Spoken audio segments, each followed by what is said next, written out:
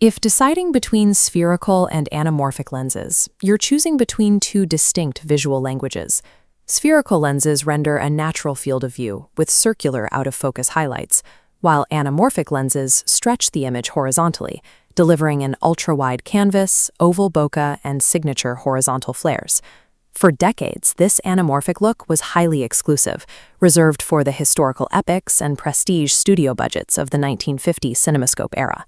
But in 2026, the market shifted. The release of full-frame autofocus anamorphic lenses dropped the entry price from $25,000 down to just $799. This price drop removes the financial barrier, but it can mask the operational reality of actually utilizing the equipment. The lower price point shifts the primary investment from hardware to the workflow, requiring technical adjustments across principal photography and post-production. This chart identifies who is actually facing this choice. At the base is the solo indie filmmaker. They are often attracted to the affordable price tag, but may lack the specialized post-production infrastructure to handle the footage. The middle tier includes the film student or professional managing larger crews, while bound by strict institutional safety compliances. Finally, the narrative optimizer prioritizes story integration, questioning if an ultra-wide, distorted aesthetic actually serves the specific needs of their script. Relying on this cinematic label often obscures the practical demands this glass makes on your crew and your composition. Evaluating these lenses requires an assessment of your crew's capacity to handle the anamorphic tax. To understand that tax, look at the geometry of the glass. Anamorphic lenses use cylindrical optical elements to heavily compress the horizontal axis of light. This compression produces a massive 2.39:1 widescreen canvas with a distinct focus falloff. To achieve this ratio on modern digital sensors, the vertical resolution must be aggressively cropped. This loss of vertical space makes framing tall subjects difficult, and it creates a barrier when trying to capture tight, intimate close-ups. Contrast this with spherical lenses, which maintain natural vertical space and offer precise edges with minimal distortion. Because of its physical geometry, the anamorphic format often forces the camera further away from the subject, trading narrative intimacy for sweeping scale. On location, the expanded horizontal field of view captures significantly more of your background environment.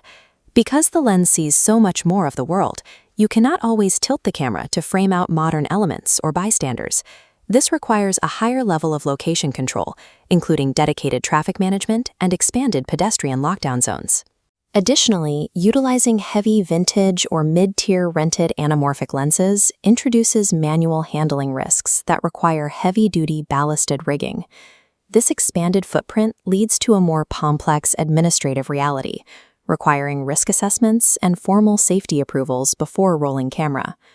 Broadening your field of view creates a direct increase in the number of people, permits, and safety protocols required to control that space.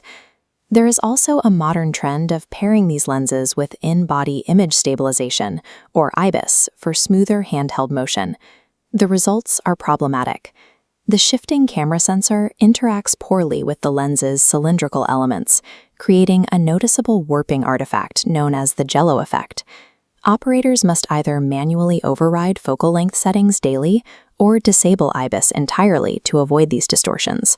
The technical friction continues in the data itself.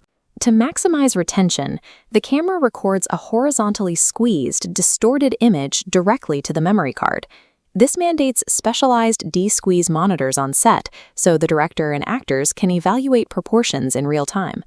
In post-production, editors are locked into a mandatory workflow where footage must be accurately de-squeezed and cropped before any cutting can begin.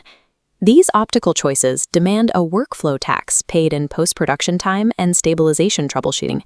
Choosing the right tool depends on your specific production reality.